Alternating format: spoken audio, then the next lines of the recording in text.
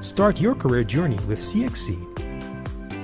Visit our website cxc.org to learn more about our various qualifications. Start your career journey with CXC. Visit our website cxc.org to learn.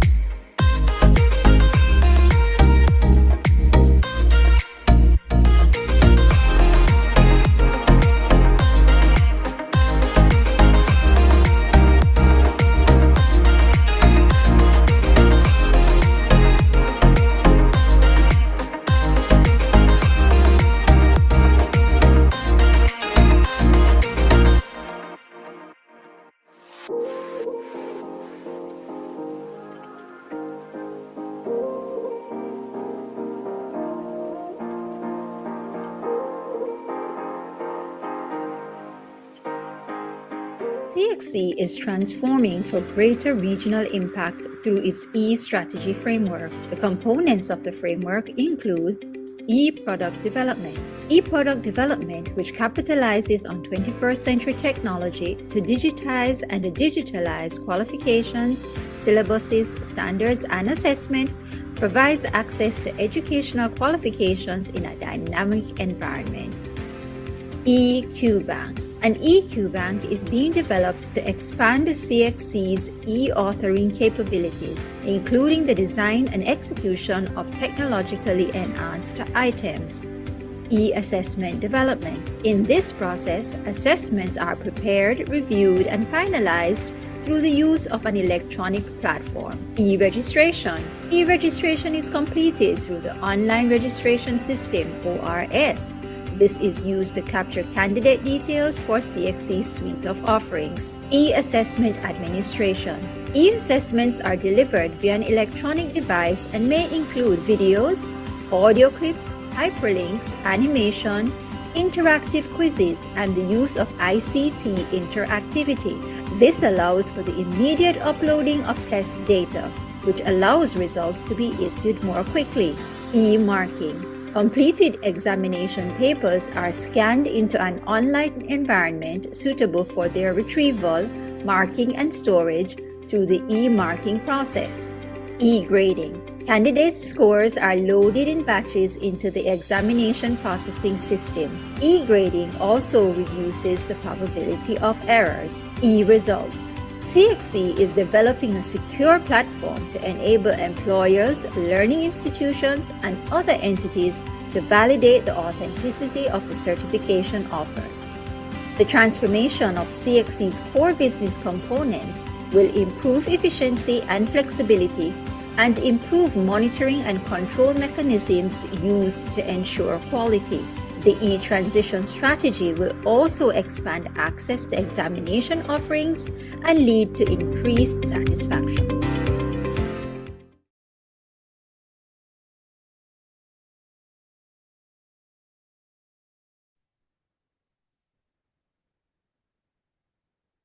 Good afternoon. My name is Folianne Tate, and I'm the Public Relations Officer here at the Caribbean Examinations Council. A warm welcome to you all. Thank you for joining us for our first stakeholder engagement session about CXC's reformed SBA framework. This afternoon's session is for teachers, principals, and education professionals. For any of your colleagues who are unable to attend, please reassure them that we will host additional sessions in August and September. Simply monitor our official online platforms for updates. Additionally, today's session will be recorded and shared via our online platforms. We look forward to an informative and productive session this afternoon. Dr. Nicole Manning, Director of Operations, Examination Services, will share a presentation focusing on the key changes, implementation requirements, and implications for classroom practice. After the presentation, We will invite our Zoom participants to use the question and answer feature to submit queries. At the end of today's session, we want to get your feedback, so we will also provide a link to a brief survey. We encourage you to complete the survey to share your thoughts. So our presenter is Dr. Nicole Manning. And Dr. Manning joined us here at the Caribbean Examinations Council on the 1st of February 2020 as the Director of Operations Examination Services. She possesses a Doctor of Education in Organization Leadership from the Nova Southeastern University in Florida, a postgraduate diploma in education from the University of Technology, and a postgraduate certificate in risk management from the Institute of Risk Management, UK. Dr. Manning is an industry professional with over 20 years of regional and international managerial experience in diverse industries, from test development and measurement to quality assurance and strategic management. In her role as Director of Operations, Dr. Manning strategically manages the development of examination services, which are delivered by our Examination, Development and Production Department and the Examinations Administration and Security Department. So today I will hand it over to Dr. Manning to go through our presentation on the reformed SBA framework. Thank you very much, Folian. And let me say a warm welcome to everyone who has joined us online. Really appreciate the fact that you have given us your time today as we have the conversation around the reformed school-based assessment framework. It is important that we remember that as a very important part of our stakeholder engagement is the relationship that we are building with all of you. As Folian mentioned today, that we will be having this session today dedicated for educators, particularly our teachers, our principals, and we will move on with another session tomorrow to particularly focused for our students and parents and guardians. But of course, it doesn't end there because we are well aware that persons are at different places for July and August and September. And so we'll be having sessions for all 3 months. So let me proceed by beginning the conversation by sharing a presentation first, and then we will move into the question and answer session. So I will be sharing screen. Okay, all right. So let me begin. Now, the modus operandi for CXC is mainly about quality. And I'm sure you will be pleased to understand that in maintaining this quality in our certification, it has allowed our candidates across the region to be able to utilize these certificates as they move to greater heights, whether it be further education, whether it be employment, or whether it be to create their own business. But the Caribbean Examinations Council is pleased to serve the region. As such, the presentation will take 3 forms: why the reform, managing the change, and the phased implementation approach. As we are speaking with educators, we're well aware that you do have some information at your fingertips, but we thought it was necessary to speak with you and to find out if you had any further questions and to answer those questions as we move into the phased implementation of this reform. So let us begin with our discussion, why the reform? The Caribbean Examinations Council in 2020 increased oversight of the SBA quality. And while it may have been said and has been said across the region, many questions about the completion of SBAs, the Caribbean Examinations Council continued to trust, and we put a lot of confidence in our teachers and educators in the completion of this school-based assessment. And so with that, we knew that the region could submit all SBAs in 2020. That was an important part of maintaining quality. In 2022, we needed greater scrutiny of the SBA quality, and as such, we needed to support the teachers also. In doing that, one of the calls that were made was to provide additional feedback. In order to provide that feedback, we needed to move also from center level moderation to teacher level moderation. So we had to understand what was happening with the SBAs and to be able to provide that feedback to teachers so that they can feel equipped, better equipped, to be able to improve that particular process. In doing so, we receive feedback every year, and as such, as we receive the feedback, we seek every year to improve the feedback that is provided to teachers. In 2024, given the evolution of generative AI, schools were reminded to maintain quality by ensuring candidates submit their own original work. This was already outlined in CXC's regulations, but we saw it fit to send the information and to share just a little reminder that it was important not only for students, but the general public to understand any support given to a candidate is important as they provide their own original work.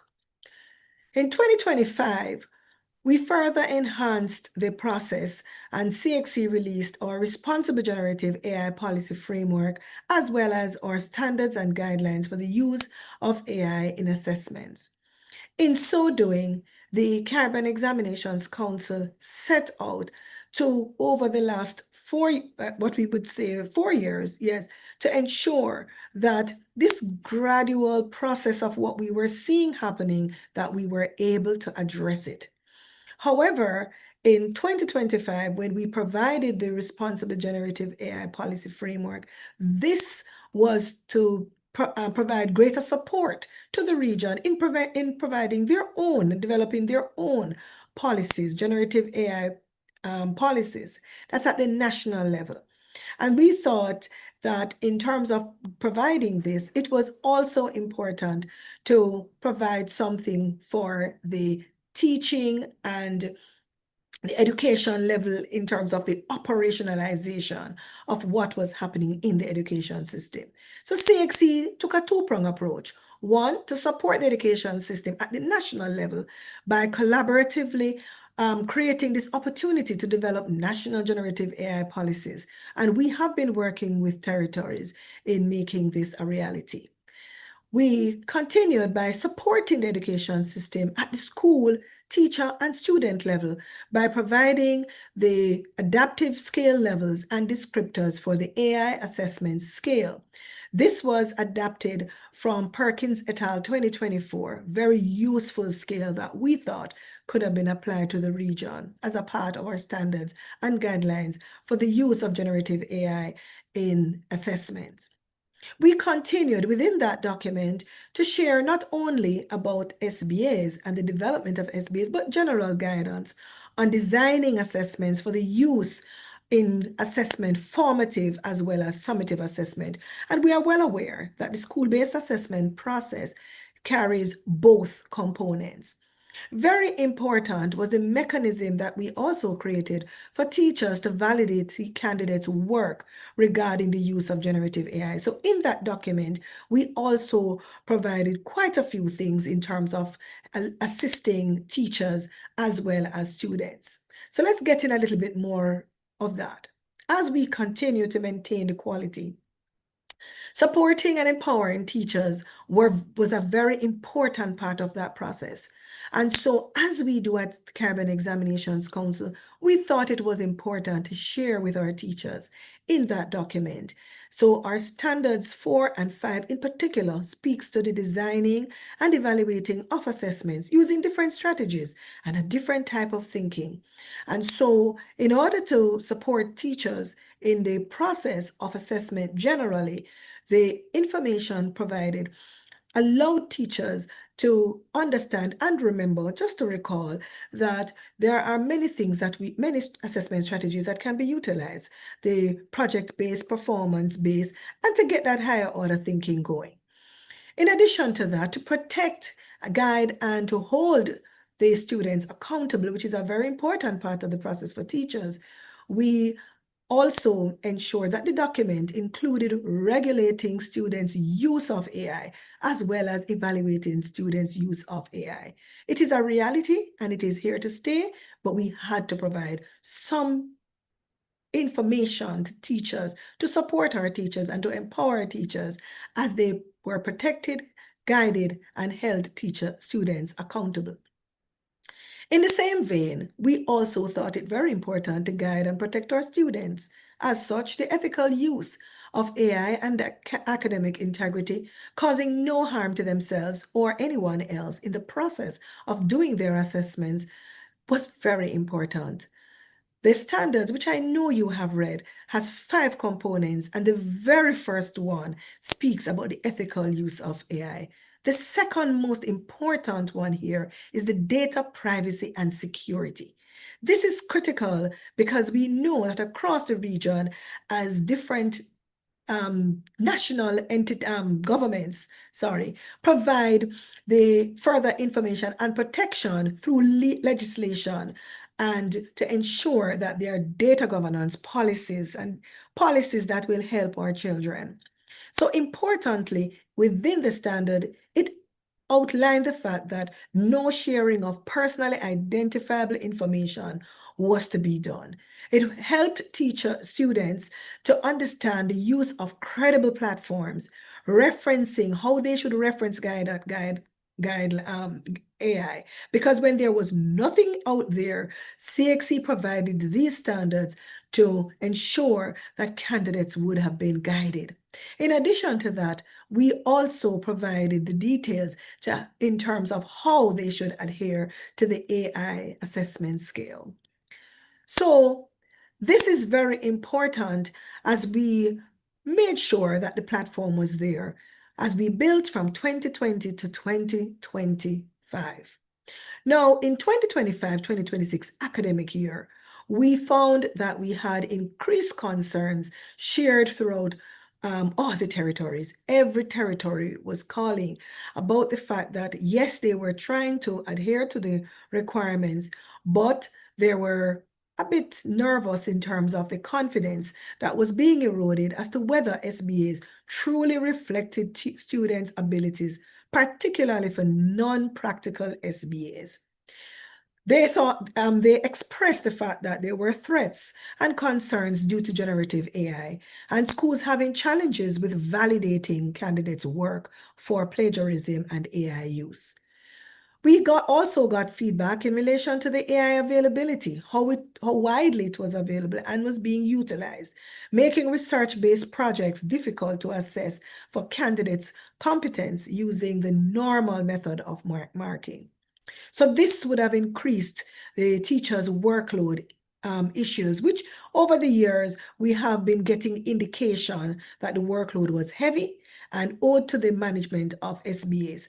So in 2025-2026 academic year, the situation worsened because it was now very important that for the research-based projects, in response to the non-practical subjects, that teachers had to provide greater input and guidance for students. Not that they could not do it, but it did then require additional hours. And so we are well aware. With that understanding, we heard what the teachers said. We heard what the system had, the cry from the system in relation to teachers' workload, because it was now moving from what we would have had the normal marking method to where they would have to use process-based approach, project-based approach, performance-based, all of which was provided in the document. In addition to that, we also share the cost to institute AI checkers. And in so doing, those themselves were providing some other situation in terms of issues because it was deemed as expensive, unreliable, and overall worth was questionable. However, we do believe that there are systems to manage this, and we created those systems to help the entire education system to maneuver what was happening in 2025-2026 academic year. So taking one more step together as we maintain quality and managing the change, we are saying that there is this next step. We needed to provide an immediate response for the upcoming academic year 2026-2027, and hence the reformed SBA framework.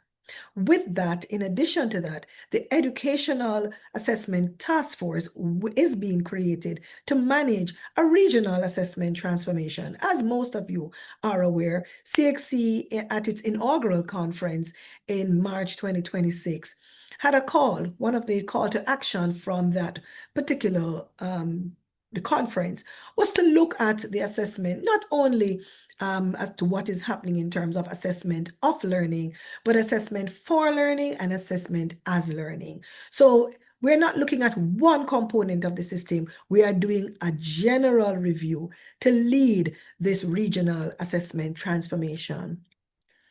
As we work together to make this a reality, maintaining quality and continuing to use the tools are critical. So the standards and guidelines still remain relevant. The assessment, the AI assessment scale that you're seeing in the middle still remain useful and important, as well as the disclosure form that we shared as a part of the toolkit for teachers to use, all three being very important and all a part of the process. So preparing for SBAs, whether we're preparing for SBAs or alternative paper 3 tools, it's important that teachers will continue to engage students in meaningful, authentic activities that are relevant to them. They will continue to align assessment with curriculum and instruction. We have all that confidence. Provide students with multiple opportunities to demonstrate their competencies. Allow students to be active participants in the learning and ongoing assessment processes. It's important to note that as teachers continue on this pathway, you are teachers, we are confident that as the critical leaders in this education process, that you will continue to promote positive teaching and learning experiences and promote good teaching practices. This as a part of the process in supporting the development of 21st century skills among learners, such as collaboration, creativity, critical thinking. These will not be lost in the teaching process. You will continue to cater to the divergent needs of our students. And with that confidence, we know that as we work together in this phased implementation to move forward, we understand what does this implementation look like. You are aware, just as a reminder, that the CSEC syllabus is implemented over a 2-year period. For example, a CSEC syllabus released in 2025 is assessed in 2027. And a CAPE syllabus is implemented in 1 year, giving the candidate the flexibility also in selecting the units he or she wants to pursue. Because as we are aware, a candidate can choose to do Unit 2 before Unit 1, or they can do a Communication Studies and Caribbean Studies in whichever one of their sixth form years. Grade 12 or grade 13, as it is called in some jurisdiction. So therefore, a CAPE syllabus released in 2025 is assessed in 2026. Given that foundation, the CSEC changes are dual, is phased, as we said before. One, and very importantly, we will be strengthening monitoring and moderation practices. That said, we have shared the 3 groups as we in our communication. Group 1, this is where the SBAs are retained and the requirements stay exactly as they are. Group 2, those subjects, the increased use of the SBA. So there are subjects here like biology, chemistry, and so on, where the paper 3 tool was utilized. And with a small cohort where they were engaged in this particular area.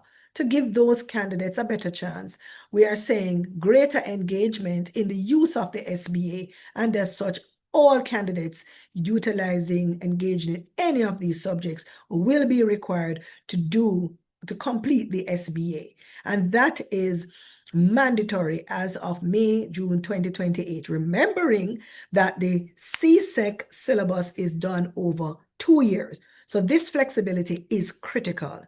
For Group 3, the alternate paper 3-2, the SBA, the alternate paper 3-2 will be used, but in May, June 2027, we will facilitate both the SBA and the alternate paper 3-2, understanding that this decision is at the school level. So as we move to CAPE, it's very important to note those changes. Likewise, we will be strengthening and monitoring moderation processes. So it's important, what would you need to do? Giving you a greater view of what's on screen. Group 1, again, consistent with CSEC, SBA will be retained and the requirements stay as exactly as they are. In Group 2, we are increasing the use of these SBA, but in 2027, as it's a one-year program, and Unit 1 is 1 year, Unit 2 a separate year. And so this can facilitate this kind of implementation.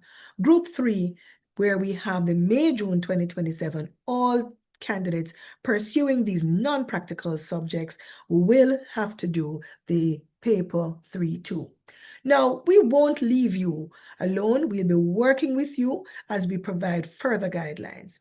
But just to give a sample of what the paper 3-2 looks like for those who have not seen it or really gotten a chance to go through, as you may not have been so familiar. One of the very important parts, and this is just a snippet from one of our CSEC syllabuses, it's very important to note that the paper 3-2 is the alternate to the SBA, and it provides the assessment of competencies. The same competencies as you would have assessed in the SBA are the same competencies that are assessed in the paper 3-2. So just to give you a greater close-up on this also, this is an example of POB. The questions are pitched at the levels knowledge comprehension, application, and interpretation and analysis. You are well aware that the percentage allocation for this is 20%, and it will remain at that level for the paper 3-2 as it is now, because we do have candidates who pursue these subjects even within the school system. Additionally, just to give you a greater view of what it actually looks like, it's the use of a case study, for example, in this area and in many others, where candidates are given this one case study and they answer the other questions. Hence, why CXC has already indicated that we will be able to provide the topic 1 month before candidates do their research, because as we know, when they go into the world of work, they will be able to use AI and prepare themselves to do their work as they move on. So we are saying, just as CSEC, we do the same for CAPE. And this is an example, again, of what the CAPE looks like. It is sharing the composition of the paper, the question type, similar to what we mentioned in terms of the case study. And this is a good example for law, because in addition to the fact that CXC also said that we will be providing the topic 1 month in advance, we're also saying that candidates will be able to take their notes and refer to them. That's not new, because as you are seeing on screen, for the specimen paper for law, currently the instructions, as you're seeing, is what they would have done for the last session. They can refer to their notes on the topic to be assessed. So candidates will be allowed the opportunity for preparation in time for their examination. Now, as I said in the beginning, and as I'm repeating now, that CXC will continue to maintain the stakeholder engagement. And as you're seeing on screen, these will be the other sessions that have been shared in the public and will continue to be shared for both principals, teachers, and school administration in general, and also for candidates and parents, as we support the education system in understanding the reform and managing this change as we maintain the quality of our assessment. Thank you.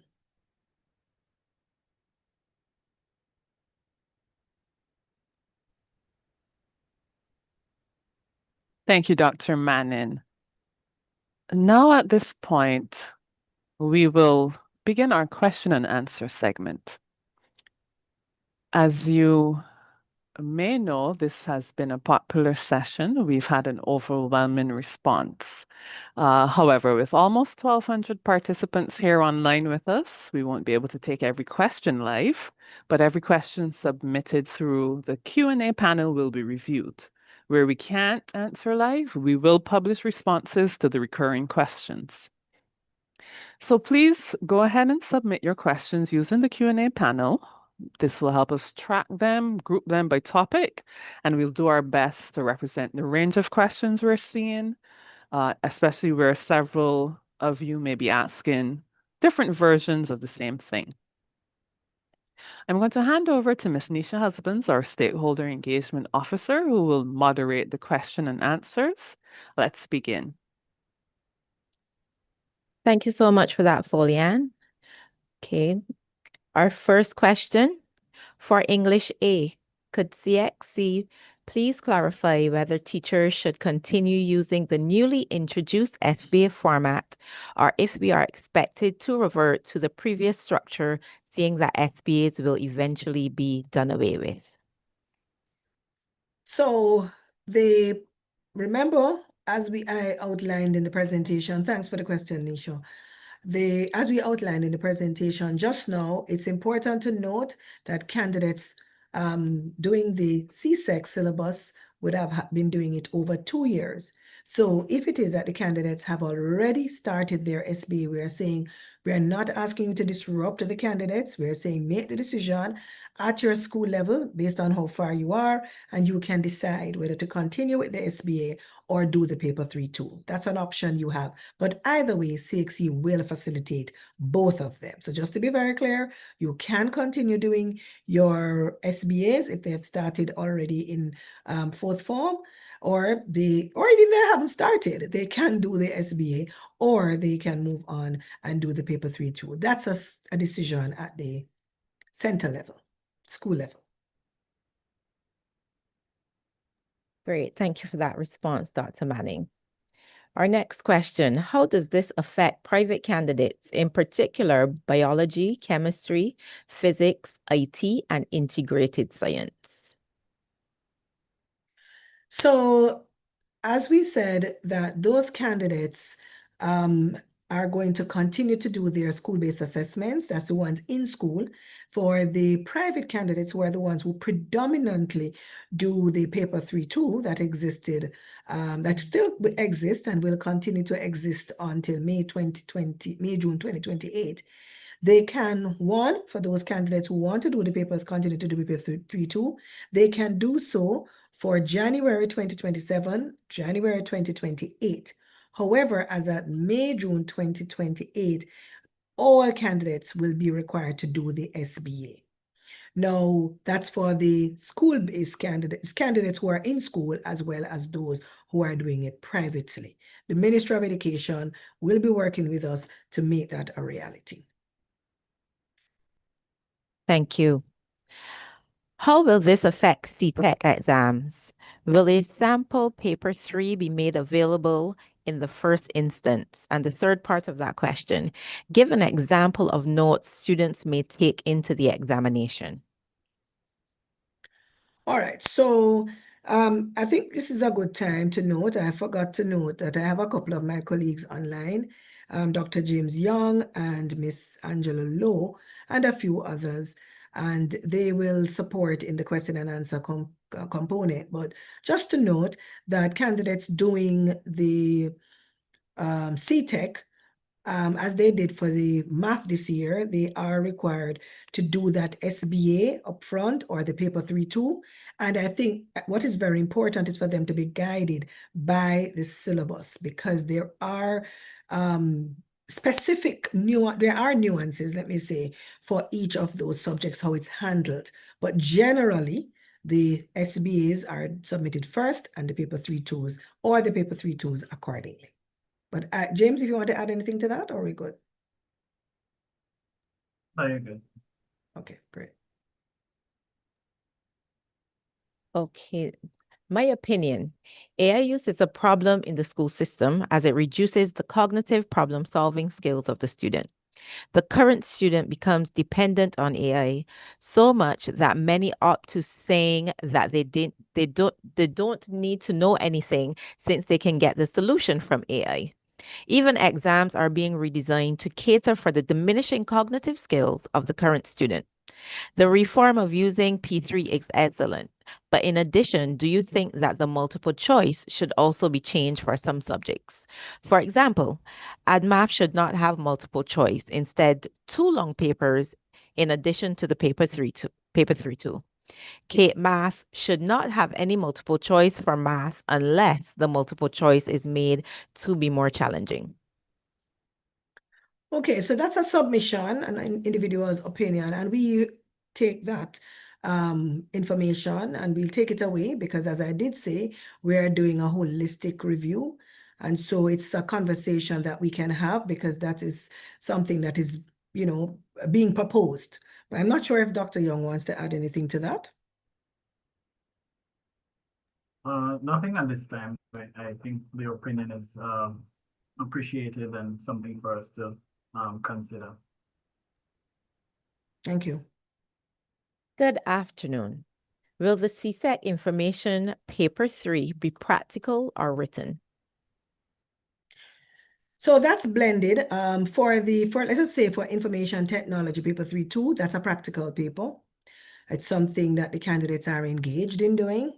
For the, I just gave an example of one. It was a case study, one single question as we shared. So it varies. But for the most part, what is very important is it's not a paper 2. So we want to make the distinction that a paper 3-2 is not a paper 2. Will topics be provided for subjects like CSEC, English A and B? Yes, definitely 1 month in advance for the paper 3-2. What is meant by more SBA for group 2? Will there be a minimum of SBA and projects for these groups? So when we say increased SBA, the increased use of the SBA. So just let me, as a reminder, while the regular school system utilized the school-based assessment, some candidates, and those are candidates who are not in school, would have been utilizing what we have had as still as the paper 3-2. That's the alternate for the school-based assessment. However, over the years, based on the fact that these are practical based subjects and the need for persons to be involved in the practice of those competencies, it's important that they become engaged or attached to an entity where they can be exposed to those competencies. And as a chemistry major myself, when I was having a conversation with one of my colleagues, it's very difficult, and we have found it, for a person just to utilize for chemistry, for example, to get into the lab at one go and they're responding to a practical question, having not practiced the activity. So for the school-based assessment, there is no increase. In fact, we released a memo, some information, I think it was October 2025 last year, to encourage teachers to review the requirements and to understand that what CXC is asking for is for us to build those competencies, have the candidates build those competencies and assess those competencies. And I'm happy we asked this question too, because it is a reminder that we need to reshare and to remind persons that we are looking to assess those competencies. So it's 2 things: ensuring that we support the candidates to build the competencies, and 2, to assess those competencies, not over-assess. And so it is important to note that the competencies that were outlined in October are the ones that will be required. I will reshare those. I'm not sure if Dr. Young wants to add a little bit more to the specifics of that kind of assessment. But please remember, it's not more assessment for the candidates doing the school-based assessment, okay? Not more. Just a reminder to Oh. please use the Q&A feature. I'm seeing a few hands raised. Please place your questions in the question and answer. Thank you. Okay, James, you wanted to add anything to that about the science labs, to provide any additional clarity on that? Not really. I just think the phrasing that we use with respect to increased use of SBA is just, as you said, we really want persons to demonstrate. And if they have to practice before, let that practice contribute to their overall assessment. It would augur better for them to have done that than to go into the labs not having practice, and it's really risky based on some of the things that we have seen and reported. So we're encouraging that greater use of the school-based assessment for those practical-based subjects. Thank you very much. Over to you, Nisha. Thank you. Will there be an increase in the marks allocated to the SBAs for Group 2 subjects? Well, nothing has really. Oh, go ahead, James. No, yeah, nothing is changing Right. with respect to that. We are going to increase our moderation, our auditing of the work, etc. But those will remain the same unless with a syllabus change that happens, then we will operate within the guidelines of the syllabus. Thank you. Thank you for that. What sort of notes can candidates take into the exam? For example, the amount of pages. Who checks or verifies the notes brought into the exam? So those guidelines will be provided before the academic year, before the use, of the examination, the need for the topic release. So we will give you those details, further details for the subjects that are under that particular area, just to make sure that you are aware of all of the requirements. So need not to worry, we will provide the detail in terms of what is required for each of these subjects, as we have done in the past in terms of producing handbooks. Remember when we had the 2020, we provided a handbook with everything in it? Well, we will do the same for the for those non-practical subjects. Aside from reference notes and the topics being given 1 month in advance, will there be any changes to the current Paper 3-2 format? James, you want to take that one? So I'll just take that. So we are reviewing a number of these. Some of them will remain as is. Once the changes are made, of course, as we normally do, we will share the updates, the revised specimen paper, what the expectations are. But yes, as we have indicated in the our guidelines for AI use, one of the things we said is that our assessments are going to require different things of the candidates. And so as part of being responsible and following our own trend, we are going to make changes so that we elicit or get out from the candidates the actual skills and competencies that we really want in a more authentic manner that we can rely upon. And so yes, in some instances, you will see them continue as they are, and others will change. Thanks, James. Mathematics pass rates have declined in the current years. Is it not a concern that they will decline further without the marks provided to them prior to the examination? So that's a very interesting question, because the candidates' marks the candidates do their SBAs, and we have no doubt that that's their own work. And so it must be noted that the marks provided by a teacher for an SBA is not the candidate's final mark. So those SBAs, remember, are marked and moderated. And so it's important to note that first point.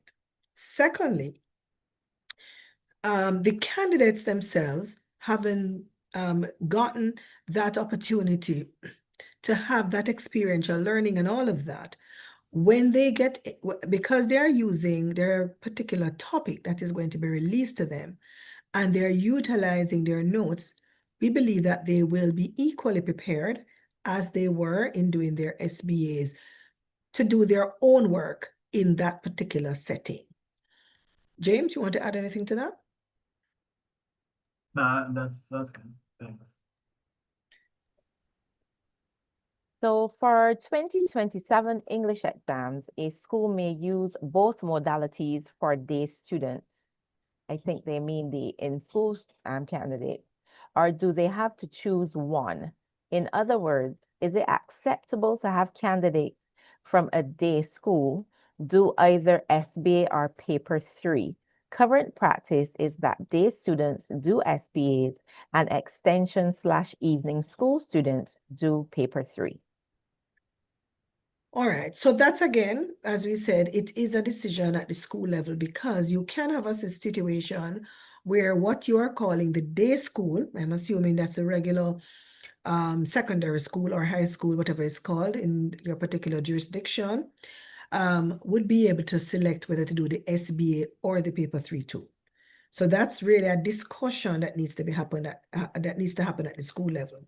However, we're speaking about the non-practical subjects. So those non-practical based subjects that, for example, that require the alternate paper 3 too, the candidates in the evening school, as was referenced there now, would also be required to do the paper 3 too. For the labs, of course, the fact that the two schools are aligned is beautiful because by May, June 2028, a system would have been devised for those candidates in the evening school to do the science-related school-based assessment. So remember, the decision for 2027 is really at the school level as to whether the SBA or the paper 3 too will be done in the regular day school, right? The evening school, as you said, normally does the paper 3 too, so there are no issues there for the non-practical based subjects. Doc, this Yes, permit me sorry, I should to, have asked. I want to, based on a question that was asked earlier, to also provide some clarity. So the English A syllabus was revised in 2025 for first examination in 2027. So we are expecting that the SBA that outlined in that syllabus for first examination next year is what is being followed for next year. So I want to clarify that that's a modularized syllabus. So the revised SBA guidelines in that modularized syllabus has to be followed for 2027. Yeah, if they select to do the If SBA. they select to do the SBA. Thank you. Correct. Thank you. Will paper 3 too be marked externally or by class teachers? And how does that compare to the current SBA marking? Doc, you want to take that? You see you smiling. Quality is quality, and we standardize. There's a process we use in terms of the standardization. For those who mark for us, or even if you don't mark, just to update you that there's a standardization process that CXC utilizes before teachers mark, whether it be SBA or it be paper 2s, it's the same thing that we would have for the paper 3 2s. Thank you. Monitoring, quality, everything. Thanks for that, Dr. Manning. With the changes being made, will the research aspect of the EDPM SBA be eliminated? Okay. So just to say, I'll put it this way. Even before this reform, the SBA framework session, way earlier in the year, it was brought to our attention that challenges with respect to the research aspect of the EDPM sub SBA, that is being removed. So we would expect communication as to what the mark scheme looks like and the fact that we do not require that research aspect of the SBA anymore. Thank you, James.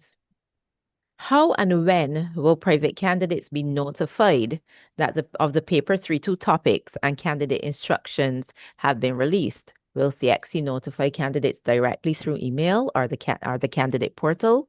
Will the information be published on the CXC website, or will the registering examination center be responsible for providing it? Will CXC also publish a topic release schedule so that candidates do not miss the preparation period? So twofold. One, we will be using all of our social media and communication channels, to including all our other communication channels, our local registrars who perform a marvelous job, our school administration. Every channel will be used to ensure that we have complete communication with all our registered candidates. Remember, we have your information, we know where you are, and we know the countries within which you are situated.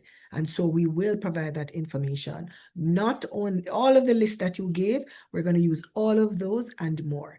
I must also note, as we did in previous years, this is not the first year that CXC is releasing topics, and you are aware that you should be confident that we were able to provide those topics in a timely manner. And if it is that you have any other recommendations, we are very open to those recommendations.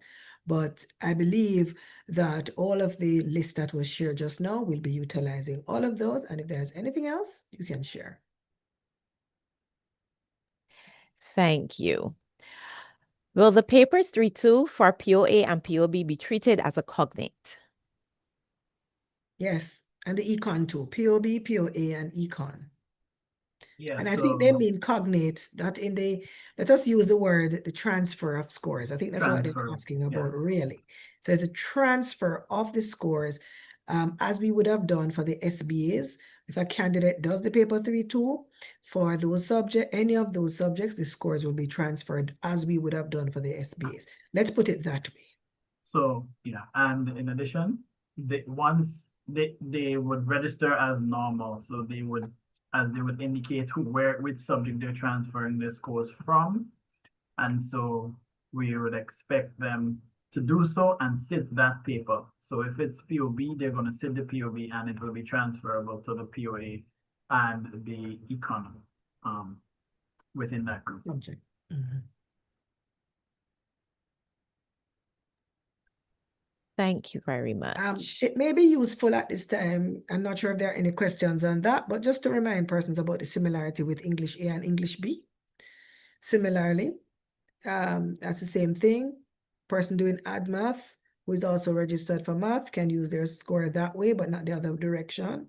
So those are nuances that would have been detailed in the FAQ. We may be able to drop it in the chat also to share it with persons who may not have seen it as yet. Can you please explain what exactly is meant by strengthening the moderation and monitoring of the sciences? Thank you.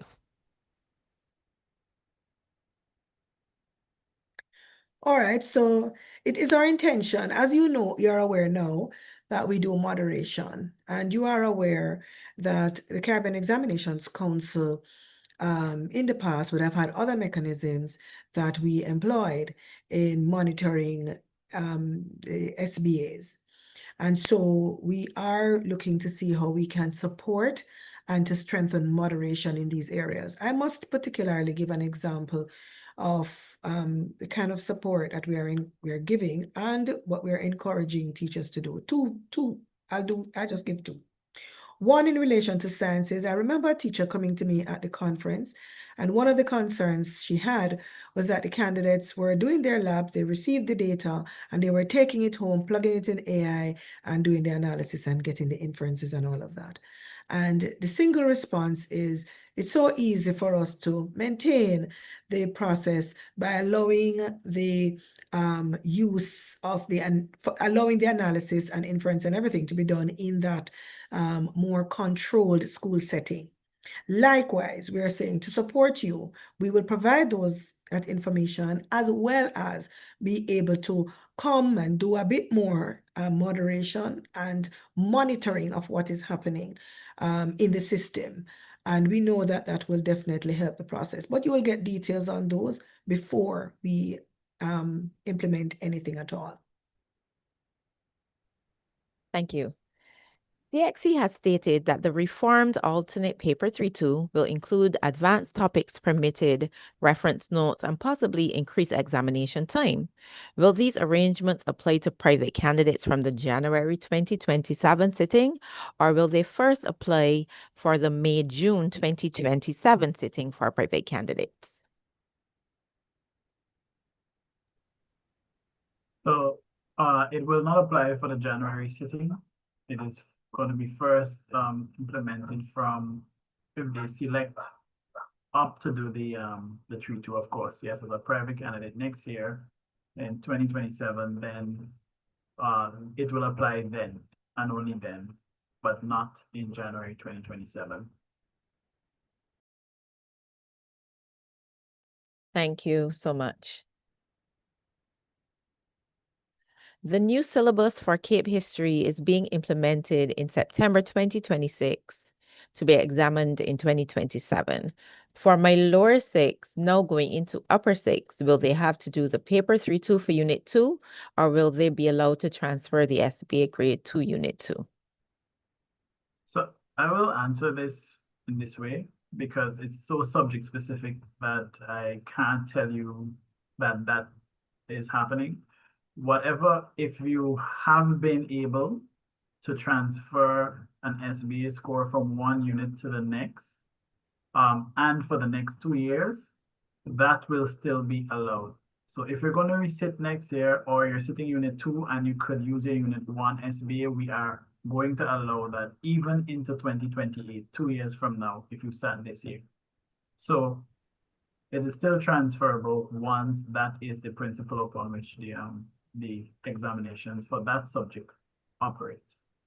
So just to support a bit more, there are 7 such subjects: economics, geography, history, law, literature in English, management of business, and sociology.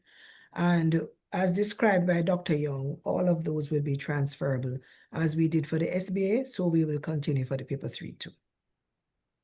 And further, it's if you're going to resit a subject, again, it doesn't matter whichever subject it is, the scores, SBA scores will still be transferable at least for the next 2 years.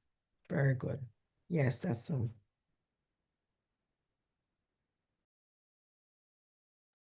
Thank you. There has often been confusion with CSEC Biology Paper 3.2 in terms of bringing in their notes.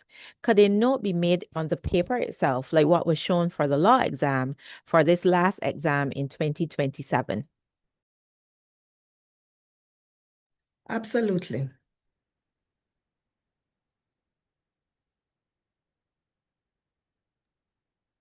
Will the status quo remain for private candidates attempting science subjects, i.e., will the actual practical paper 3.2 remain?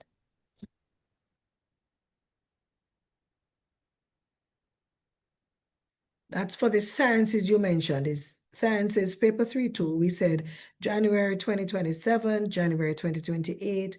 As of May, June 2028, they'll be doing the SBA. Is that what you're asking? CSEC, right? CSEC sciences? He did not specify. Well, I'm giving those details. Okay, great. To clarify. Okay, thank you. Mhm.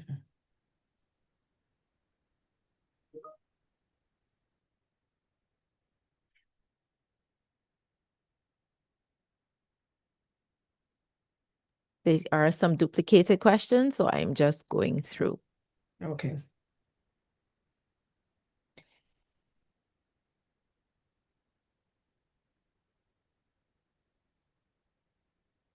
If a candidate will be responsible for finding their own center, will an official list of centers accepting independent candidates be published together with the fees, registration deadlines, lab schedules, available spaces, and the process to follow if no center is available?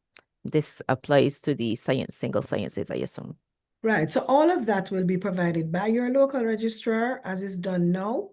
All the details in relation to registration and the process. All of that will be handled by your local registrar. Just to note that your local registrar in every territory is the hands and feet on the ground for CXC, and they work with us very closely, and all of the information that you desire will be with them, will reside with them. And as they have done in the past, they will continue to do that. So that information will be provided. Thank you. There was some debate as to whether CAPE Communication Studies is a practical or non-practical subject. What is the rationale for categorizing communication studies as a non-practical subject?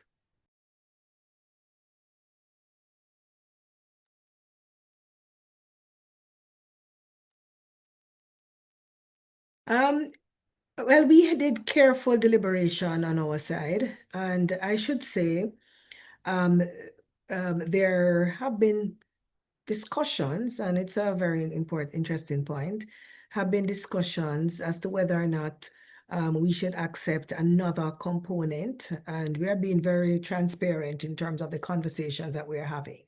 And so we are taking those into consideration. But there may be, as you're saying, a blended component there, but we will give you the information as we have promised if it is that there is any such area as we deem fit. So in other words, we have heard and we are looking at it. Thank you. Will the Office Administration Paper 3 SBA be based on the modules provided in the new syllabus, or the topics will be provided a month before the examination? 1 month before.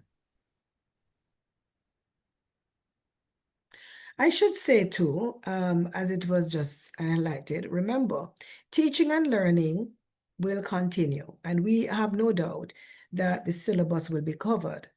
This 1 month before, however, will provide that space for candidates to do their further interrogation as they prepare to sit the paper 3-2. However, we are aware that the coverage of the syllabus as it is outlined now will be done. So it's on that foundation that we are speaking about that 1 month. All right? With subjects in the business cognate in 2027, could POA teachers choose to do the SBA and the POB teachers choose to do the paper 3 option for their classes? Or do they have to choose the same option for students doing the business cognate? Remember, the selection of whether you're doing the SBA or the paper 3-2 is at the school level. I want to make sure I'm answering the question correctly. It has to be at the school level. So regardless of the options that are on the table or the considerations, let me use that word, it really is about a conversation at the school level to decide, am I going to do the SBA in 2027 or I'm going to do the paper 3-2? However, onwards from that, it's 1 month in advance, and it is the topics, as we have said, it will be the case study and so on for the paper 3-2, all right?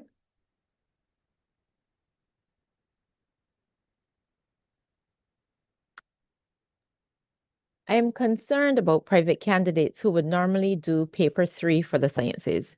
As an institution that is primarily online, paper 3 was the option for the sciences. Seeing that is now SBA required, does this mean that there is no accommodation for private schools like that?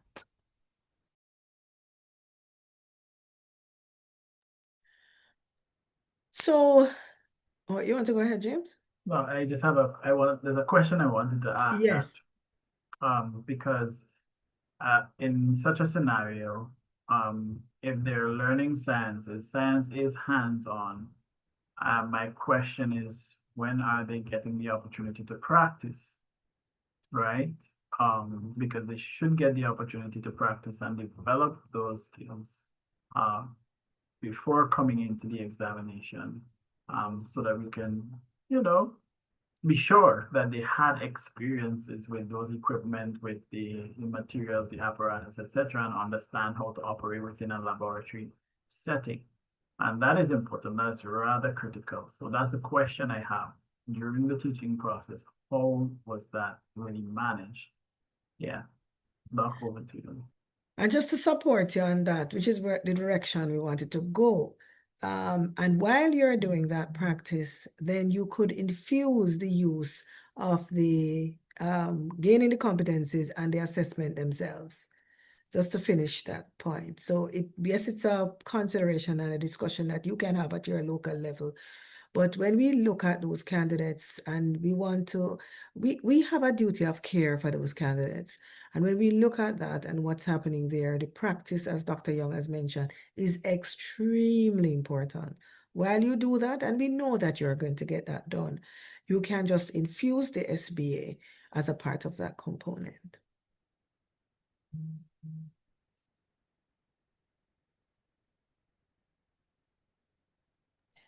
We will need some ideas about CSEC English A and English B topics to understand how to prepare candidates and give them the necessary skills well before they receive the topics. We also need sample papers.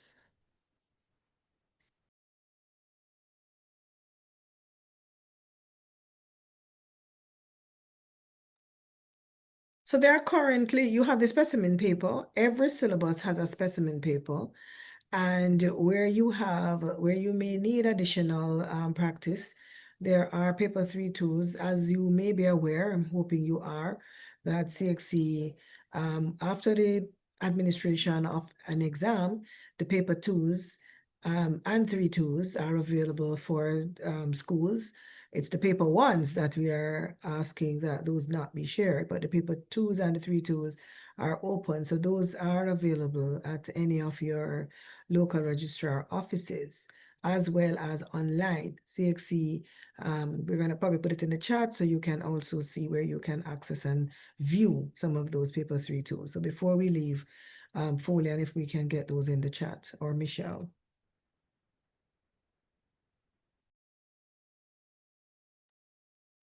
Thank you for that.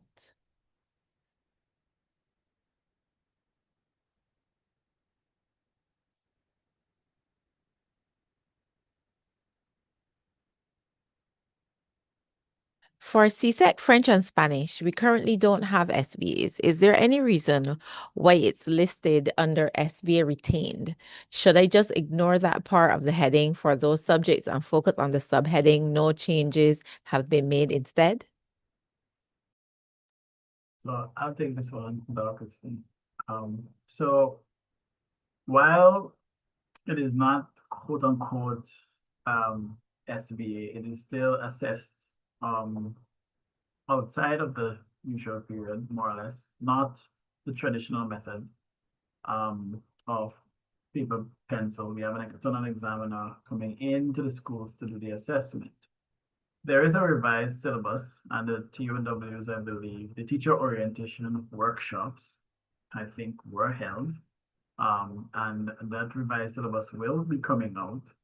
And so in that, there's a shift in the oral component and the written component and what will happen within the quote unquote school-based assessment. And therefore, with that shift, we just thought it's best to have it categorized there because of what is coming to the system for first assessment in 2028. But literally as it is now, it's not changing. You have the same oral examination next year, but for 2028, it will look different for those CSEC modern languages.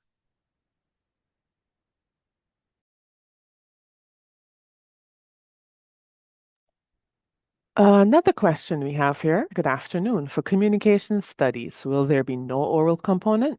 The students will not be assessed on speaking skills? So I will just support what Doc had said earlier, Dr. Manning had said earlier. We are having conversations about this, what it would look like. So we do not want to really let something out of the bag and we have not fully operational, finalized what it would definitely look like and take. for that to be done. But definitely, we want to give you the assurance that we are thinking and talking about how we will assess the speaking skills in communication studies.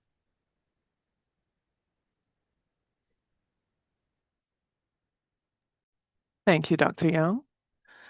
Another question here. Why are the provisions for CSEC Group 3 not being given to the CAPE Group 3, i.e., effective May-June 2027, SBA or alternate paper 3-2 accepted?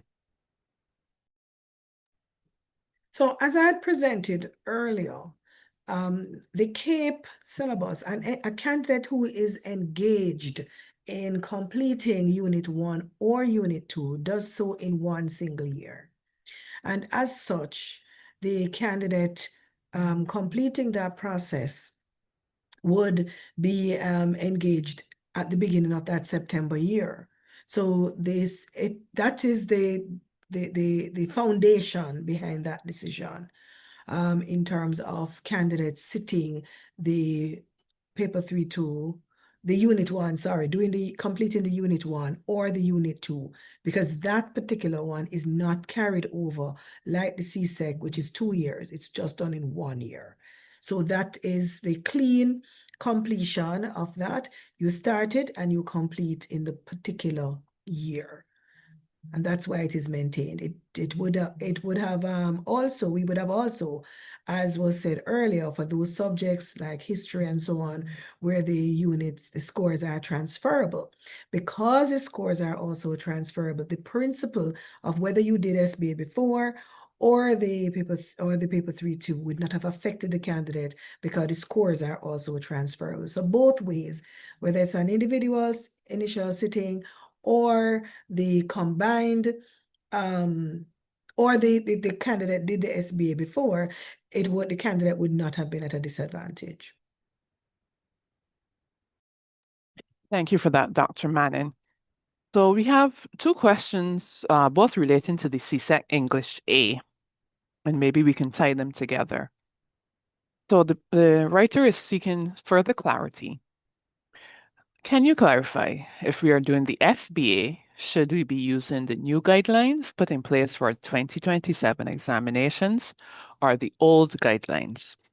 If the SBA is only in place for 1 year, it is a lot of work for teachers to learn a new SBA structure for 1 year. And the other question is asking, is it the old SBA format or new format that applies to the CTEC examination? And that's for English A. Okay, so as said previously, we are expecting that let me just first say this. The CSEC syllabus is a 2-year syllabus, so we would have expected that SBAs would have started in 4th form already, and in whichever the first year.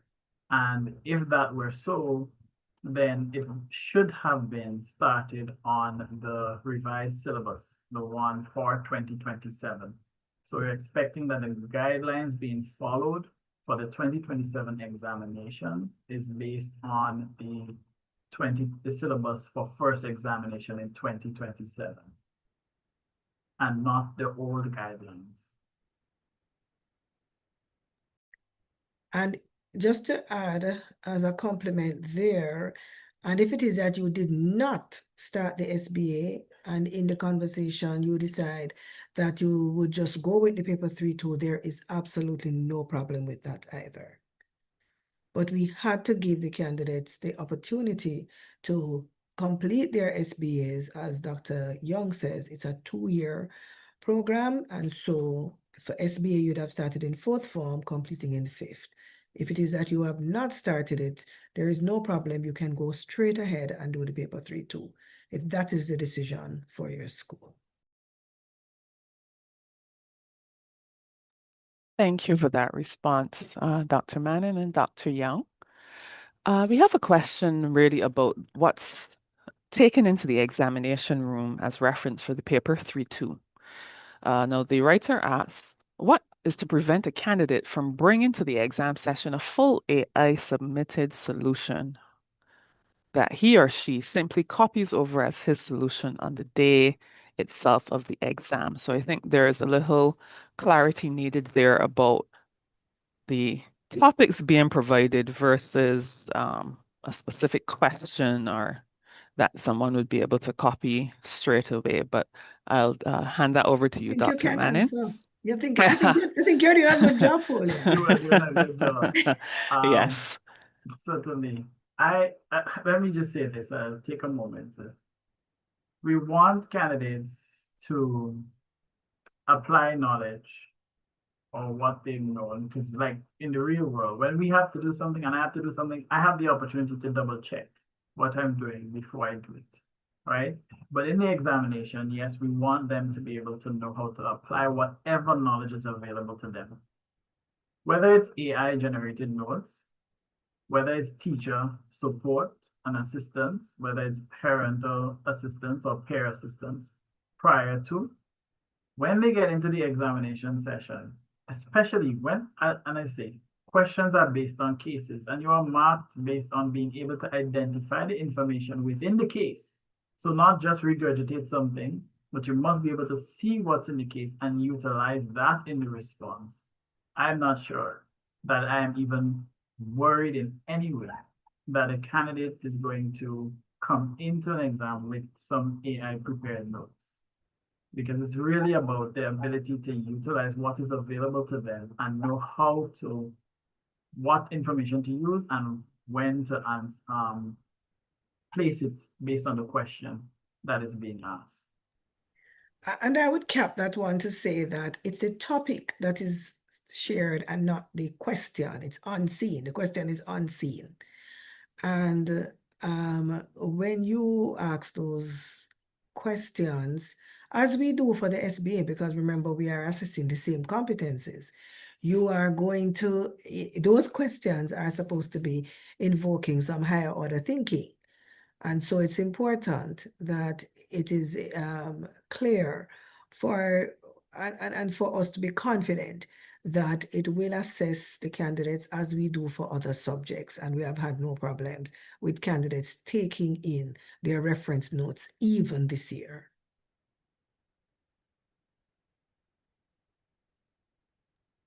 Thank you. So I'm going to merge two questions into one, different subjects, but kind of the same thing. So these two persons are asking about the paper 3 topics for Cape Law and Communication Studies, which lists subjects inside the syllabus. So they're both asking if the topics currently listed will remain, given that we are going to be releasing topics a month in advance before the exam. Right. So we will still be releasing the topics. We will share them again, but the topics that are there are the ones that will be assessed.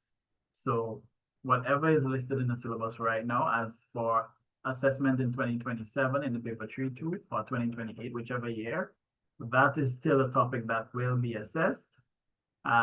Based on our principle, we will still be sharing 1 month in advance so persons know and remember that this is a topic that is being assessed in those instances. So, and this goes for other subjects. So some other subjects have the topics listed that will remain, right? We're not changing those. For those that do not, we will obviously add them to our list and share 1 month in advance. Thanks, Jane. And I just wanted to take a moment to remind persons we've posted some links in the chat. So you will be able to access the link for our past papers. We've also included the link to our syllabuses.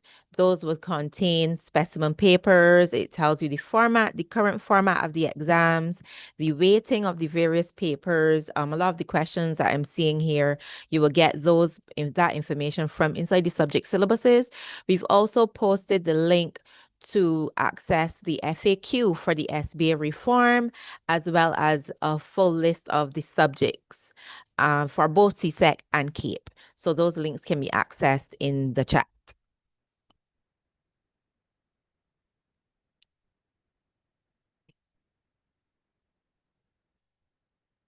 Will there be specific subject specific workshops on the paper 3-2s to help teachers understand what is expected and what is expected from the various subjects.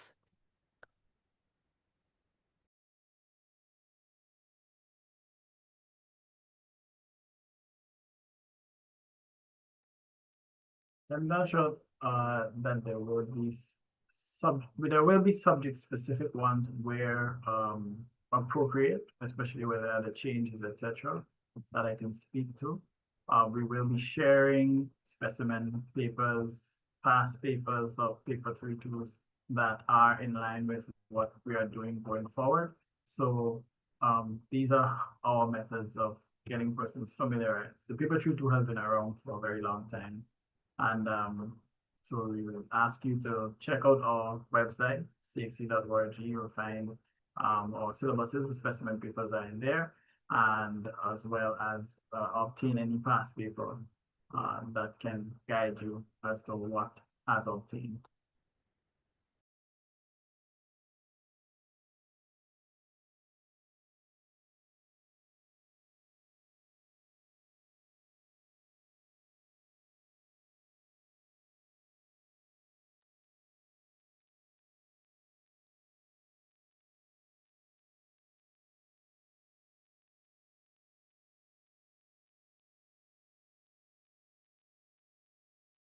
There are no past papers for CSEC English A and B 3-2 because the syllabus is new and the one specimen paper 3-2 does not use this new approach.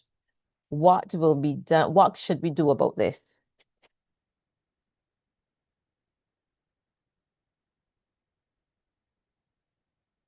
That's an interesting question. Let me review and over. Doc? I was going to ask her to read it again. Nisho? Yes. I'm just looking back for the question. There are no past papers for CSEC English A and B 3-2 because the syllabus is new. And the one specimen paper 3-2 is of no use for the new approach. What should we do? Well, we would have to make good on that. It's a CXC has a commitment to ensure that you understand what it is the norm for us to do the specimen paper and to ensure that it's useful to you. So we'll take that away and handle it accordingly. We are committed to you and looking at that. That's CSEC English A and B. We have a question about teacher workshops. Will there be subject-specific workshops on the papers 3-2 to help teachers understand what is expected depending on their subject area? There is what would be very useful for us also is this in the survey that is being administered to kind of give us some information as to what are some of the interest areas that you would have specifically to be covered outside of the fact that the paper is visible and the specimen paper is there and there are other sample papers. What are some of the things that you would want us to cover that would be very useful? Using the QR code, there is a component that is an open-ended area that you can also provide that information to us. So we'd be grateful for something like that. And at the moment, the QR code for the survey is on screen. So at the end of this session, we will keep it on screen so that you can scan it and respond to the survey with your thoughts. And as Dr. Manning indicated, the areas of interest. They can begin now, right? They can also begin using it too, right? Yes. Okay. Will the syllabuses be updated to reflect these changes?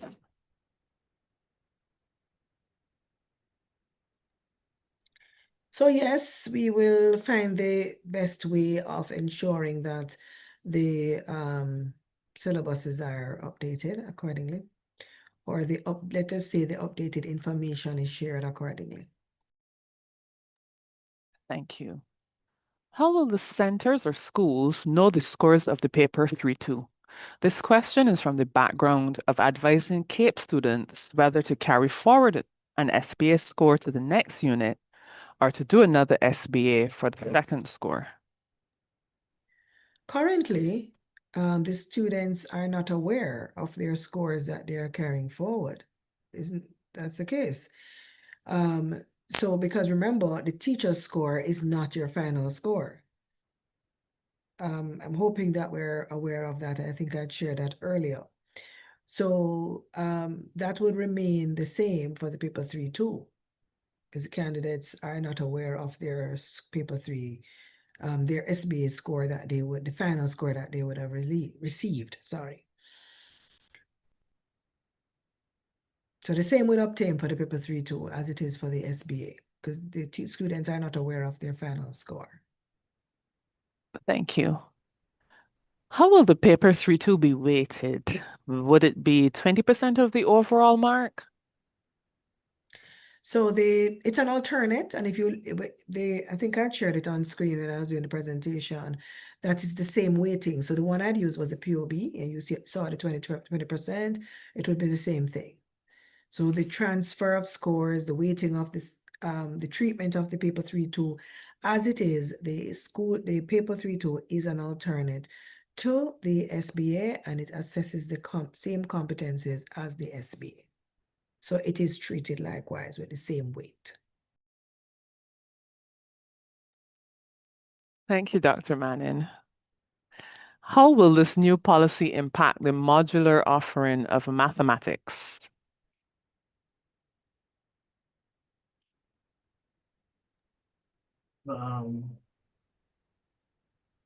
How will this policy? There's no negative impact on it.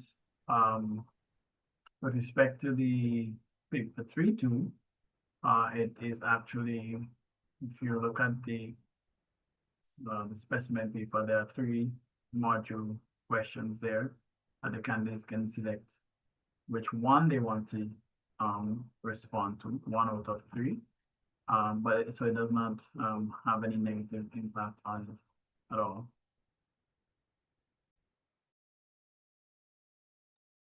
Thank you, Dr. Young.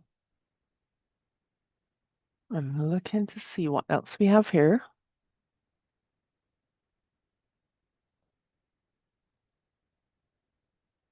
Good afternoon, all. This is Michelle.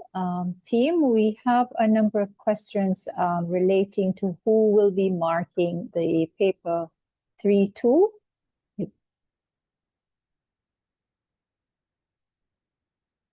Will that be the teachers? Will that be moderated by? So we had responded to that question earlier, and the particular response was as we do for SBAs. So currently, colleagues, for those who mark or those who are not aware, we do have persons from across the region at the different levels, teachers and otherwise, that mark the SBAs, the paper 2s, and the 3-2s as they currently exist. There is a standardization that's done. The process includes a standardization. It includes quality assurance as a part of that very important part of the monitoring and all of that. And the paper 3-2s, as they are done now by even some of the students in the secondary schools, are done in the same way. So there have been no changes where that is concerned. Thank you, Dr. Manning. Let's see, with respect to the science subjects, this person wanted to get some more detail about the increased SBA component work, but I think we've covered some of that aspect. But there was a question with respect to developmental labs. Are teachers required to run these labs both in 4th and 5th form? So we continue to promote the formative use of the assessment in preparation. We only require a certain number of labs for our summative purposes, but we expect the practice to continue where the students are given opportunities to develop their skills in manipulation and measurement, observation, reporting and recording, analysis and interpretation, even planning and designing, before they are given the ones that you are going to supply the grades for. So yes, give them as many. There's no limit. We do have a minimum, but there's no limit, and we want them to get as much opportunities as is feasible.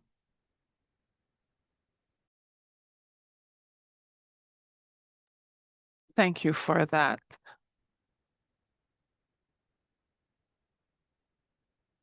Okay, so we're seeing some familiar questions. So we look a little further to see what else we can answer this afternoon.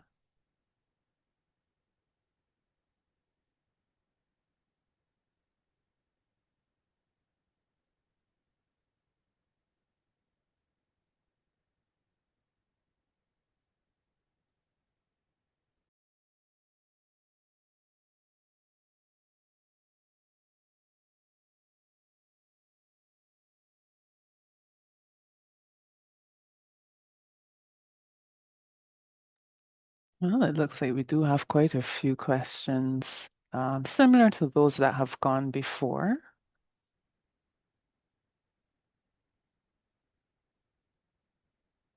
We have a compliment here. The writer said, "Good afternoon. I do not have a question. I just want to express how pleased I am with this move. I had previously asked for institutions to be allowed to take the paper 3. So we are glad that this new format is something that can respond to the needs of our stakeholders."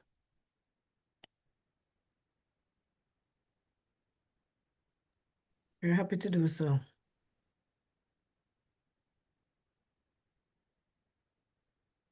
All right, let me see what else we'll have.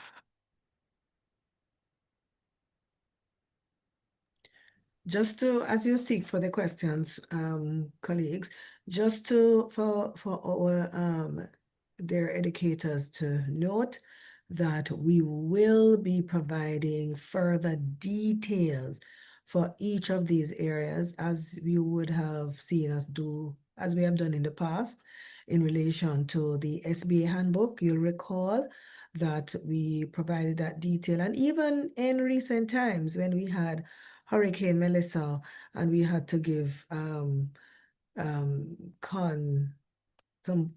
consideration for Jamaica, we provided a handbook also. So it is the practice of CXC to provide that kind of detail to make sure that implementation is very smooth and seamless for you.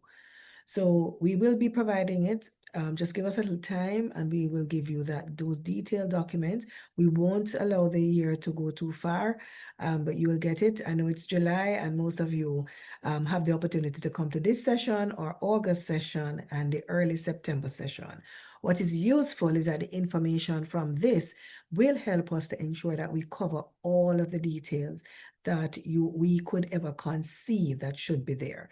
We are going to provide the information, but your information also is always timely and important as you share with us today.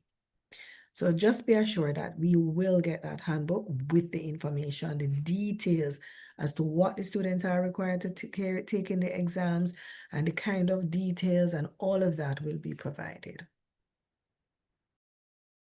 Florian, you can go ahead. Nisha here.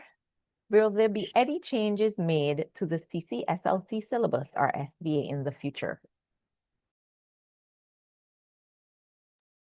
As the syllabuses are revised, definitely, but not at this moment. It's not part of the changes that we are dealing with. We are just dealing with the CSEC and CAPE levels at this time. But certainly, as we revise the syllabuses for the CCSLC, we will update accordingly. Thank you, Dr. Young. A writer says there was some debate as to whether CAPE Communication Studies is a practical or non-practical subject. What is the rationale for categorizing communication studies as a non-practical subject? I believe that question was Question, yeah, it was earlier answered by it. It was Dr. read by Mann. Nisha. Okay. Yeah. And just to reiterate the questions regarding the communication studies, that we are having conversations, and we don't want to share too much regarding that oral component, what it would look like, etc. But it is part of our discussions right now. So rest assured, we are not abandoning that, we'll say, as we may think. Thanks. Thanks, And Dr. Young, for your patience. just a note here, just a reminder, in terms of the tariff transfer, I'm going to use, almost using the same questions, the reference. The transfer of scores will be maintained as the candidates may not have been successful in the particular subject area, but they have completed their SBA. The SBA score is transferable for the 2-year period as it was obtained before. And we encourage you to look at the syllabus in terms of the details of that kind of information, especially given the All advent right, of so I will ask you, tech. PH. You're hearing me? Yes, apologies. Yeah. So I'm hoping that that was clear in relation to the transfer of scores, the utilization of those scores for the period, and just a reminder to continue to reference the syllabus, especially given the advent of CTEC, because those are those scores can be used over a 4-year period. So it's important to continue to reference the syllabus. So that's important. All As right. you're issuing reminders, can I just, because I'm seeing a lot of the same question coming back up regarding the CSEC English A and B. So I would say firstly, one, the transferable nature of English A, English B, SBA scores, paper 3-2 scores remains. That's one. The SBA for English A, B in 2027 is based on the revised modularized syllabus for first assessment in 2027. So that should have started last year, or well, this school year, which just ended, and will be assessed next year, right? Yeah, so I wanted to say that. So the format is based on the new syllabus that we are expecting and not based on the old one. The old one will last be assessed in January of 2027. The new one will first be assessed in 2027, May, June, and the revised guidelines are to be followed. Thank you. Thank you, Dr. Young. We have an opinion of sorts here, followed by a question. I'm not completely against the decision of scrapping SBA projects because of AI. AI is available everywhere, but people are still doing MPhil and PhD, which are research degrees. Why not let the students defend their SBA project? Then, just like the MPhil and PhD candidates, they can earn their grade through defending it instead of scrapping the SBA for non-practical subjects. And I know that's something that has been coming up quite a bit, and also something that we not necessarily looked at, but we did look at alternatives in terms of the SBA and the AI usage. But So, Dr. Manning, yeah, I would like to, because we did look at various components. So to support you on that, there are many various assessment strategies that can be used, which is one of the things that we did when we had done the standards and guidelines for AI, the use of AI in assessment, where we were saying utilize different assessment strategies. But as we are aware and very conscious that the process and performance-based approach requires a more detailed and deliberate approach for teachers to engage each candidate. Now, that is something that can be done in the formative assessment to build those competencies. And that is beautiful. We need to do that. We need to encourage that kind of inquiry, the experiential learning. We need to encourage that in the teaching and learning process. And then as a part of how we build, when we look at the entire regional assessment transformation, we will see how we can support the teaching and learning system for the better component of the assessment. What is important to note is that nothing is stopping teachers right now to do that kind of assessment. It's a beautiful thought, and we are encouraging that be done. What we want to enhance, though, is that as you develop and demonstrate those same skills in the paper 3-2 as you had it for the SBA for the non-practical based subjects, what is important is that you also ensure that the candidates are, how should I put this now? You use the opportunity of building those candidates. So it's not a matter of whether you use the SBA or the paper 3-2. The focus should be on building the competencies for those candidates using all the various strategies that are shared, and allowing the candidates to use, if it is that you want to allow them to use the AI, we have also provided that AI assessment scale, the adapted AI assessment scale. But please protect them. Make sure data privacy is a part of the process and all of that. Make sure you evaluate the assessment, all of that. We are giving you that time to be able to manage both things without any pressure on you. James? Yeah.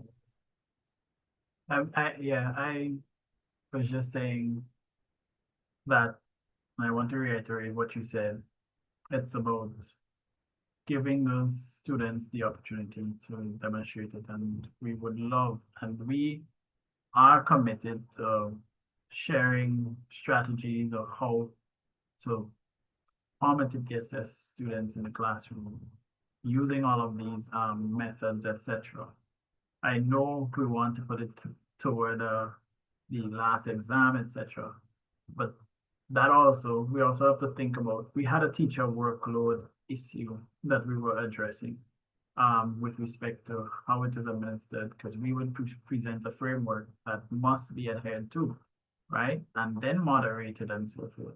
So when you look at the teacher workload issue, we have to balance both. So it may be relevant in some, but when we look at the skill that we are looking to assess, can we assess it another way? Then we would look at that depending on the circumstance. So, but give them the opportunities to debate, give them the opportunities to present, give them the opportunities to critically analyze and speak to their own work, and we wholeheartedly encourage that. Agreed, Dr. Young. I have a question here specific to agricultural science. Are we to expect any changes in the moderation of agricultural science single award by the external moderators? If so, what would it look like? So there are no changes to the CSEC Agricultural Science SBA at this time. If there's a revision through the syllabus revision, then the changes will be made there, but the requirements will remain as is. And when there's a change, that will be communicated. And any strengthening of moderation that is required of any syllabus, of any SBA process at all, we will notify you accordingly. Yes. Thank you. Another question, how do all these changes impact the written aspect of CSEC Visual Arts, that is, the reflective journal? No change. That's all I would say. No change. Visual arts continue as per the norm according to the syllabus. Okay, and I have a question here. This one centers really around integrity, I would say. The writer says, realistically, the SBAs for the science subjects are sometimes written up with no actual practical work being done by students. How will this be addressed?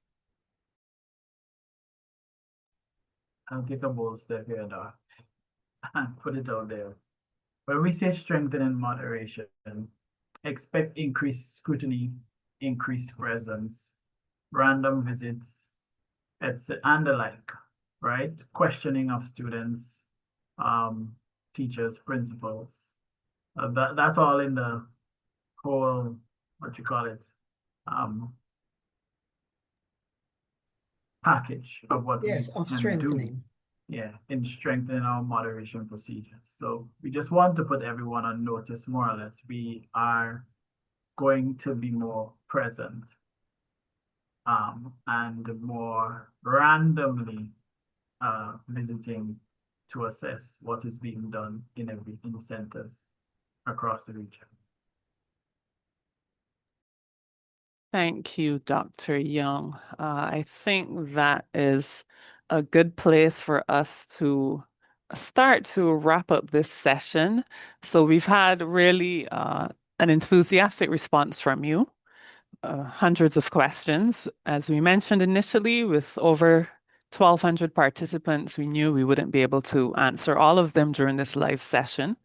But we will have additional sessions, and as we mentioned, we will be tracking these questions that were submitted via the question and answer, and where we see a couple of those repeat questions coming up, we can address all of them with one answer, and we will publish those via our official platform.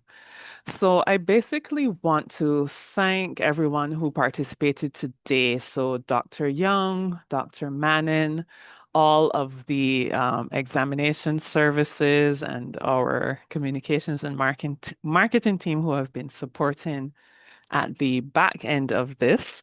But we appreciate you being here today to help, and we appreciate everyone for attending. Your questions have really helped to clarify for your colleagues questions that they themselves may have had, or new questions that they didn't even think of. So we really appreciate your participation and your overwhelming response. It truly reflects just how much you care about the integrity and the future of our regional assessment. So as we prepare to close, we mentioned again, we want to get your feedback on today's session. So we have the QR code on screen. You can scan and submit your responses to those questions. And also remember, this session was being recorded, so therefore we will share that on our official platforms as well, so that anyone who didn't make it, or if you wanted to go back and have a listen to one of the answers or see a part of the presentation, that will be possible. So we want to thank you again for your time and engagement, and we will share details of the upcoming sessions as they are finalized. Thank you, everyone. Do have a good evening. Thank you. Have a good evening.